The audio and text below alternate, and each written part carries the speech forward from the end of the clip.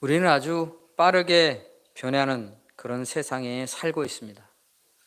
이처럼 빠르게 변하는 세상에 살기에 때로 우리의 마음이 조급해질 때가 있어요. 세상을 따라 살기에 우리의 마음이 조급해지는 것이죠. 그런데 이런 조급한 마음이 때로 누구를 향하게 하는가 하면 바로 자녀들을 향하게 하기도 합니다. 그래서 부모들은 자녀들이 보다 더 빠르게 성장하기를 바랍니다. 다른 누구보다 더 빠르게 말하고 생각할 줄 아는 그런 자녀들이 되기를 원한다는 것이죠. 그래서 때로는 나이에 걸맞지 않게 조기 교육을 시키는 일들도 이 땅에서 일어나죠. 이런 아이들의 성장에 부작용이 날 것을 알면서도 다른 아이들에 뒤처지지 않도록 이 불안한 마음에 더 조급한 마음을 가지고 조기 교육에 나서는 그것이 우리 이 땅에 살고 있는 부모들의 현실이 되고 있는 것이죠. 그런데요, 우리가 인생을 살다 보면 빠른 것만이 좋은 것은 아니다 하는 것을 우리가 깨닫게 됩니다. 빠른 성장이 아니라 올바른 성장이 중요한 것을 깨닫게 되는 것이죠. 왜 그랬습니까? 올바르지 않은, 올바른 생각의 범위를 벗어나는 그런 빠른 생각들 때문에 그럴 때 때로 이 잔꾀를 부리는 그런 인생이 되기 때문입니다. 올바르지 않은 것까지도 빠르게 해결해야 된다, 그런 생각으로 잔꾀를 부리는 그런 인생이 된다 하는 것이죠. 그런데 안타까운 것은 이런 잔꾀가 때로 자신의 발목을 잡는 일이 되는 것입니다. 이 사자성어 중에 자승자박이라고 하는 말이 있어요. 이 자승자박이라고 하는 말은 무슨 말이냐면 밧줄로 자기 스스로를 묶는 행위를 일컬어서 하는 말입니다. 밧줄이라고 하는 것은 보통 다른 사람들을 위해 쓰는 것이죠. 근데 자신의 몸을 결박하는 일이 되어버리는 것이죠. 구약 성경에 보면 구약 성경인 에스더에 보면 페르시아 제국의 아하수에로 왕 때에 이 하만이라고 하는 사람이 있었습니다. 이 하만이라고 하는 사람이 포로로 끌려온 유대인들을 몹시 싫어했어요.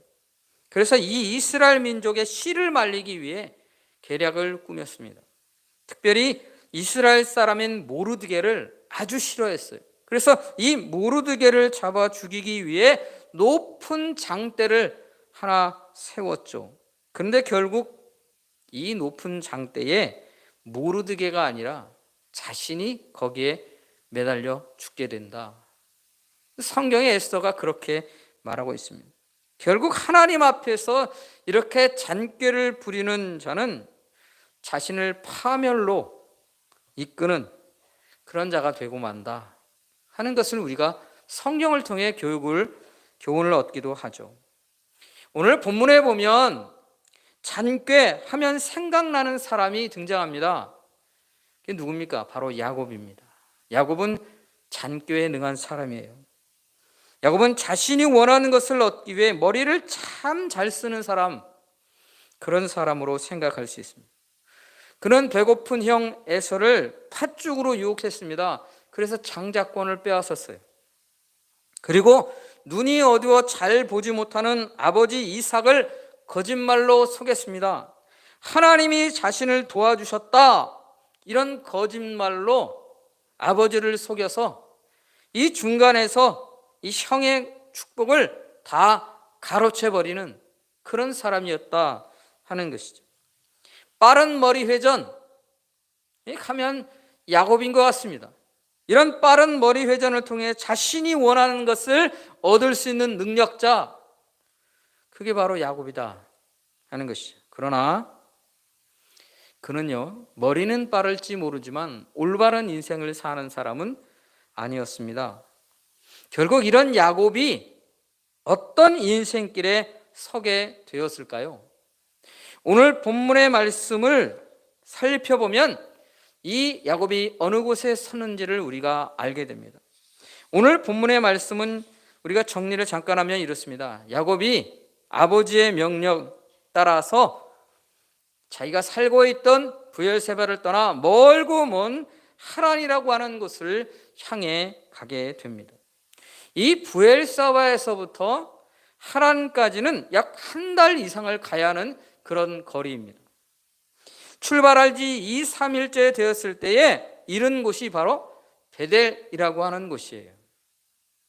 이 베델에 도착했을 때에 이제 해가 지고 밤이 되어 어두워지자 돌베개 베고 잠을 청하게 됩니다.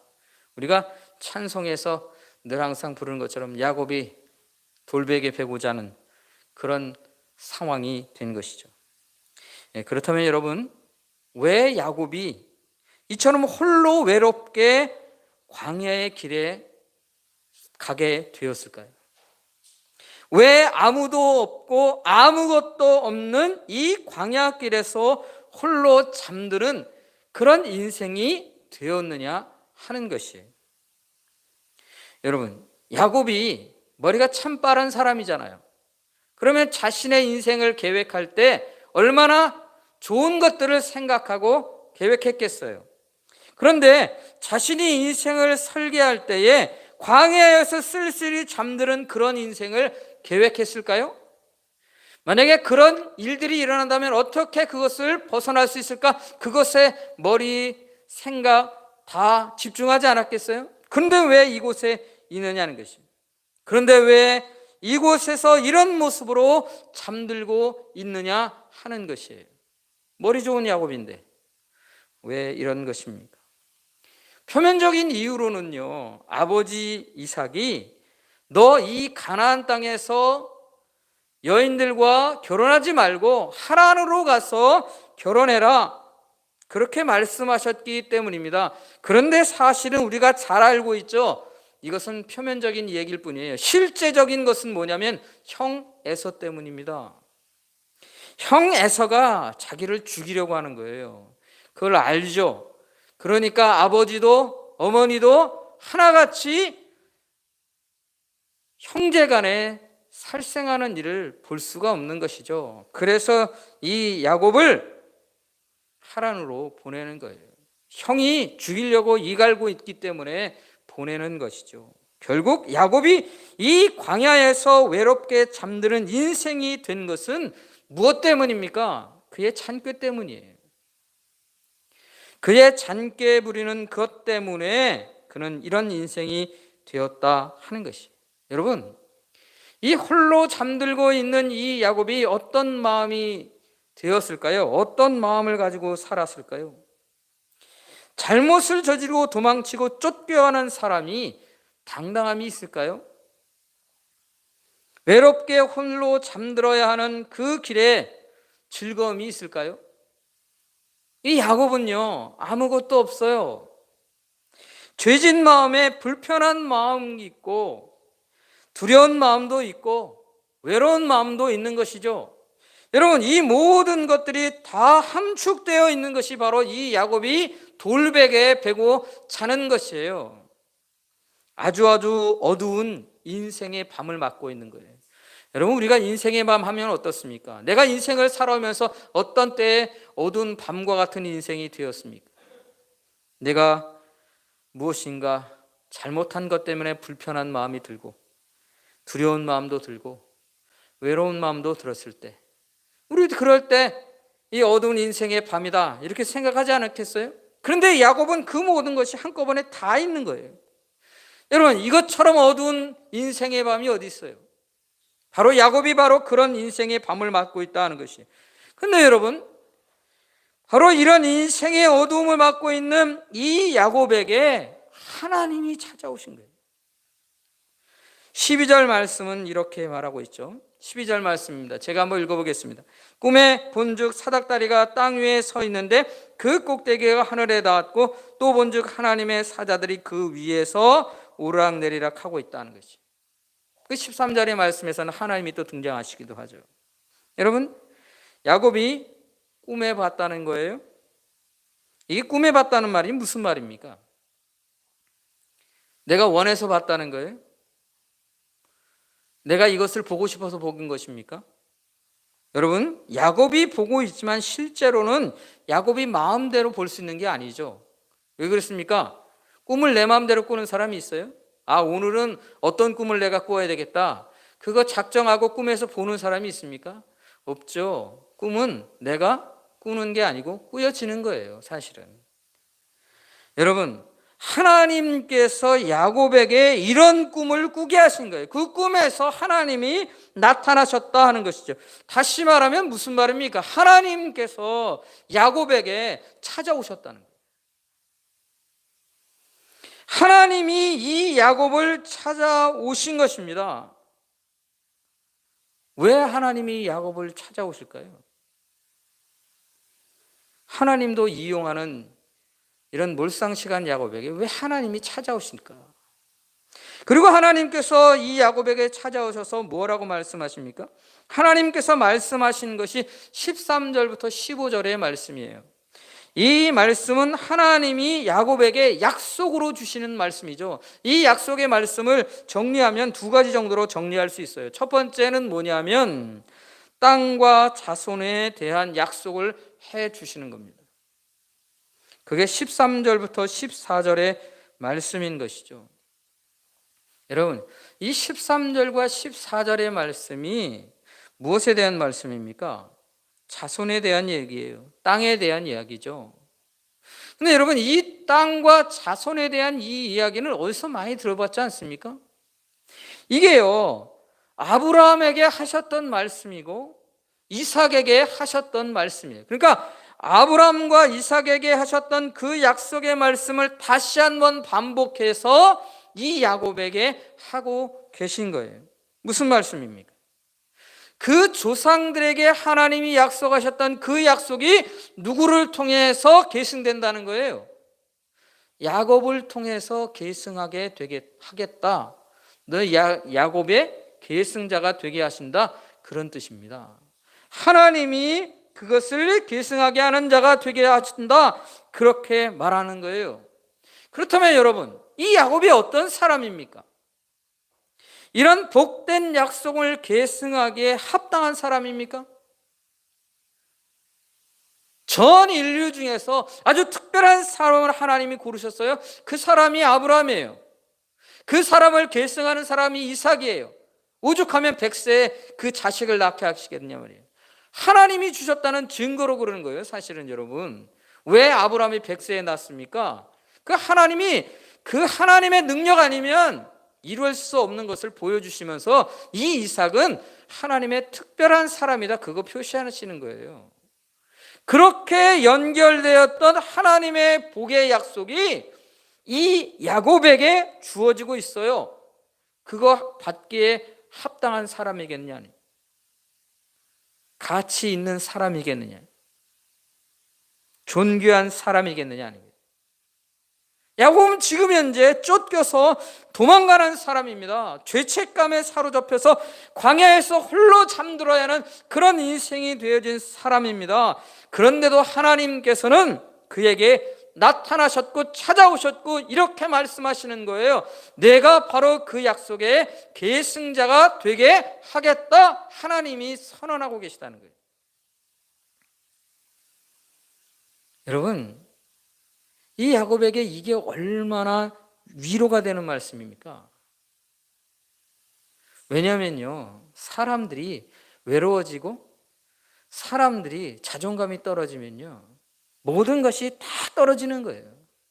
그런 사람에게, 이 어두운 인생 가운데 있는 사람에게 하나님이 얼마나 큰 위로를 주시냐.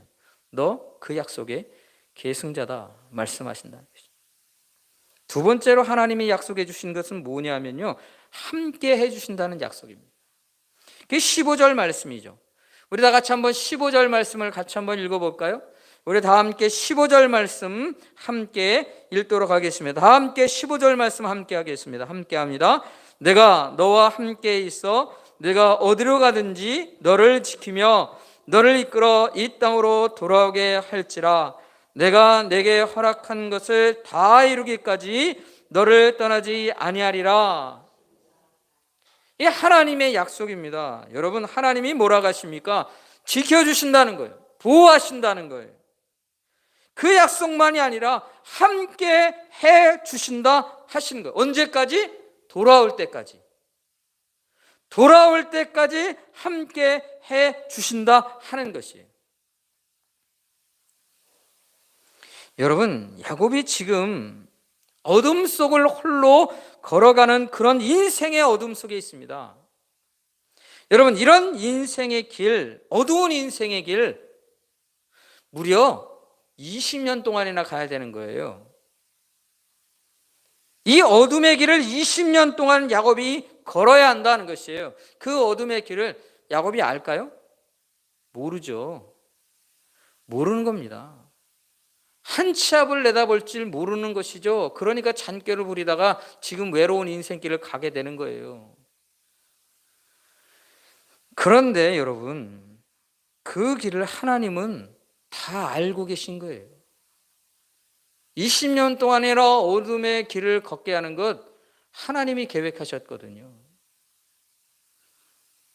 이 야곱의 생각 속에는 내가 잔꾀 부리면 아버지의 축복권도 얻을 수 있고 형의 장자권도 다 얻을 수 있다고 잔꾀 부리지만 하나님은 그래, 네가 계승자가 될게 하도록 하겠다 허락하시지만 그 복을 누릴 때까지는 20년 동안이나 어둠의 길을 헤매야 되는 것이에요. 하나님 그냥 안 주시는 분이십니다. 하나님 그렇게 만만한 분이 아니라니까요. 그 20년 동안이나 이 어둠의 길을 하나님은 다 알고 계세요. 그러나 그럼에도 불구하고 하나님은 그와 끝까지 함께 해 주시겠다 말씀하신다는 거예요. 여러분, 하나님께서 이 야곱에게 어떤 하나님이 되어주시는 겁니까? 예? 하나님이 야곱에게 어떤 하나님이십니까? 좋으신 하나님이죠. 근데 좋다고 표현할 수 있는 게 아니에요, 여러분. 최고의 하나님이 되어주시는 거예요. 이 야곱에게 이보다 더 좋은 하나님이 어디 있습니까? 아무것도 아닌 정말 성경에 말하면 지렁이 같은 야곱이에요. 그런 야곱에게 하나님이 직접 찾아와 주시고 내가 너에게 계승자가 되게 하겠다. 너를 끝까지 보호하고 너를 지켜주며 네가 돌아오는 날까지 다 이루어지는 날까지 내가 너와 함께 하겠다. 그렇게 말씀하시는 하나님보다 더 좋은 하나님이 어디에 있습니까? 이게 하나님이신 거예요. 야곱에게 나타나신 하나님이 바로 그런 하나님입니다. 그래서 이런 하나님의 음성을 듣고 야곱이요, 눈을 조금 떠요. 눈을 뜹니다. 그래서 이 야곱이 고백하는 게 16절의 말씀이죠. 제가 읽어보겠습니다. 야곱이 잠이 깨어 이르되 여호와께서 과연 여기 계시거늘 내가 알지 못하였도다. 여러분, 이 말을 다시 표현하면 여기 계신 것을 이제 내가 알게 되었다는 거예요. 깨닫게 되었다, 그런 말이죠. 여러분, 야곱이 어떤 하나님을 알게 되었습니까? 여기도 계신 하나님인 것을 아는 거예요. 아, 하나님이 여기도 계신 하나님이셨네? 그렇게 깨달았더니 이게 무슨 말입니까? 일반적으로 고대시대 사람들은요, 자신이 섬기는 신에 대해서 어떤 생각을 가지고 있었냐면 지역신의 개념을 가지고 있는 거예요.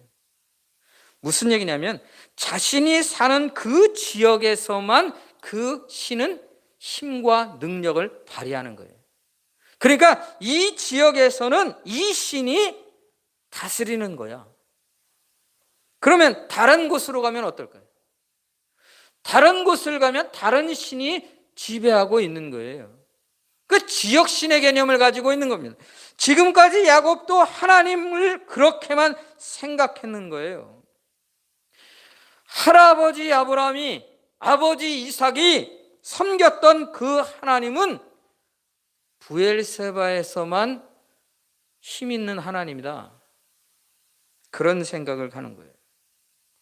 그래서 브엘세바를 떠나서는 다른 신들이 지배할 수 없는 그런 능력과 여러 가지의 것들이 제한되어 있는 하나님으로 그가 생각한 거예요. 그러니까 그 하나님을 어떻게도 이용합니까? 아버지를 속이는데도 이 하나님을 들먹이는 거예요. 별로 능력도 없고 지적만 있는데 무슨 하나님에 대한 능력이 그렇게 크겠어요? 그 하나님의 존재의 가치에 대해서 얼마나 가치 있게 여기겠느냐 하는 것이에요. 그 지역을 벗어나면 아무것도 아닌 사람인, 아무것도 아닌 존재인데, 예? 그러니까 아버지 속일 때도 사용하는 거예요. 그렇게 생각했단 말이에요. 그런데 지금 이 야곱에게 나타난 하나님은 어떤 하나님입니까? 지역과 상관이 없는 거예요. 이틀이나 3일이나 훨씬 지나서 이 베델까지 왔는데 이 베델에도 능력을 발휘하시고 나타나시고 일하시고 영향력을 가지고 계신 분이십니다. 뿐만 아니라 그 하나님이 뭐라고 얘기하세요? 저 먼 곳 하란까지 같이 가겠다 하시는 거예요. 영향력과 능력이 저 멀리 떨어진 하란까지 미치는 하나님이라는 것이에요. 그러니까 이것이 야곱에게는요, 하나님에 대한 새로운 눈을 뜨게 되는 거예요. 완전히 다른 하나님을 알게 되는 거예요. 내가 알고 있는 하나님이 아니시구나. 여기도 계시는 하나님이시네. 하나님에 대한 새로운 생각을 갖게 되는 거예요. 자신의 지금까지의 삶 속에서 알고 있던 그 하나님이 아닌 거예요. 조금은 깨달은 겁니다. 근데 안타까운 것은 아직도 하나님은 어떤 분이신가를 야곱은 잘 몰라요. 그가 이런 하나님에 대해서 올바른 지식을 갖지 못한 태도로 어떤 모습을 보이고 있습니까? 그가 하나님과 거래하고 있다는 것이죠. 20절부터 22절 말씀은 우리가 읽지 않았지만 20절부터 22절 말씀은요, 야곱이 하나님과 거래하는 모습을 보입니다. 하나님께서 정말로 나를 다시 돌아오게 할 때까지 지켜주시면 내가 이것도 하고 저것도 하겠다 합니다. 11절 드리기도 하고 이곳이 하나님의 전이 되게 하기도 하겠다 한다는 것이. 야곱이 하나님을 아는 수준이 어느 정도입니까? 우리는 그렇게 말하지 않습니다. 왜 그렇습니까? 우리는 이 수준이 아니기 때문에 그런 것이죠. 하나님이 나에게 뭐 해주셔야만 내가 이렇게 합니까? 하나님이 나에게 이것 해주시면 내가 이거 하겠습니다. 그렇게 하나님과 거래합니까? 그러니까 하나님과 거래하는 신앙은요, 사실은 수준이 좀 낮은 신앙인 거예요, 여러분. 내가 하나님께 이렇게 해달라고 했더니 하나님이 나에게 해주셨다, 그래서 내가 이거 했다, 그렇게 말하는 것은요, 수준이 좀 낮은 것이다 하는 것이에요. 사랑하는 성도 여러분, 오늘 우리는 이 말씀을 통해서 깨닫게 되는 것이 있습니다. 그게 뭡니까? 사람들은 누구나 하나님에 대해서 아는 만큼 하나님을 섬길 수 있게 된다는 것이에요. 내가 하나님을 어떻게 섬기는가 하는 것은요, 내가 하나님을 아는 것만큼 섬기는 거예요. 우리는 하나님을 아는 만큼 하나님을 예배하게 되고 하나님을 섬기는 자가 되는 것입니다. 그렇습니까, 여러분? 우리는 야곱이 하나님을 아는 일에 있어서 얼마나 어린 자의 모습을 하고 있는지를 알아야 합니다. 이게 하나님은 사실은 야곱이 초기의 모습이기 때문에 그런 거예요. 이후로 이야기는 무슨 얘기입니까? 야곱이 하나님이 누구신지를요 알아가는 과정이에요. 그래서 이 야곱의 이야기 속에서 계속해서 중요한 부분에 등장하는 건 뭐냐면 하나님을 아는 거예요. 하나님이 어떤 분인가 하는 것을 안다는 거예요. 그러니까 하나님인 자신이 누구신가를 아는 정도에서 하나님이 그에게 복을 주시는 거예요. 그 과정이다 하는 것이. 하나님께서는 야곱에게 최고의 하나님이 되어 주시는 분이십니다. 그의 인생의 어두운 인생 속에서 유일한 보호자가 되어 주시고 유일한 위로자가 되어 주십니다. 그런 하나님께서 그를 친히 만나 주러 오셨어요. 그런데도 그는 하나님과 거래하는 태도를 보이고 있다는 거예요. 이것은 아직 하나님을 아는 수준이 어린 수준이다. 그렇다면 우리는 어떨까를 생각해야 합니다. 사랑하는 성도 여러분, 우리는 하나님을 아는 일에 있어서 어리고 또는 어리석은 모습을 가지고 있지는 않을까요? 그래서 하나님을 섬기는 일에 어린 자처럼 그렇게 섬기며 살고 있지는 아닌가요? 하나님을 예배하는 일에도 어린 자의 모습으로 섬기고 있는 것, 예배하고 있는 것은 아닌지를 우리는 우리 스스로를 살펴야 하는 것입니다. 사랑하는 성도 여러분, 우리는 하나님을 더 깊이 알기 위해 힘써야 합니다. 하나님을 더 깊이 만나야 하고 하나님을 더 깊이 깨닫는 영혼이 되어야 합니다. 그래서 하나님을 온전히 섬기는 영혼이 되도록 내 영혼이 계속해서 성장해 가야 해요. 우리는 매일매일 하나님 앞에 살아가면서 우리가 신앙의 경험들을 통해 하나님 앞에 성장하는 일이 필요합니다. 이것을 위해 우리가 도움을 얻을 수 있는 분이 있죠. 바로 성령님입니다. 그래서 우리는 성령께 간구하는 것이에요. 성령 하나님, 내가 하나님을 더 깊이 알아가게 해 주옵소서. 하나님을 더 깊이 깨닫게 해 주옵소서. 하나님을 깊이 만나게 하여 주옵소서. 하나님을 더 깊이 알고 하나님을 온전히 섬기는 영혼들 되게 해 주옵소서. 여러분, 우리가 그렇게 간구하며 살아가야 하는 것입니다. 우리에게는 필요한 일이다 하는 것이에요. 특별히 우리가 인생의 어두운 밤을 만날 때에 꼭 만나야 하는 분이 누구인가를 우리는 분명히 알아야만 합니다. 우리가 원하지는 않지만 우리에게도 이런 인생의 어둠이 찾아올 수 있어요. 그럴 때 우리가 꼭 만나야 하는 분이 누구십니까? 우리가 꼭 만나서 부탁해야 할 분이 누구십니까? 하나님이십니다.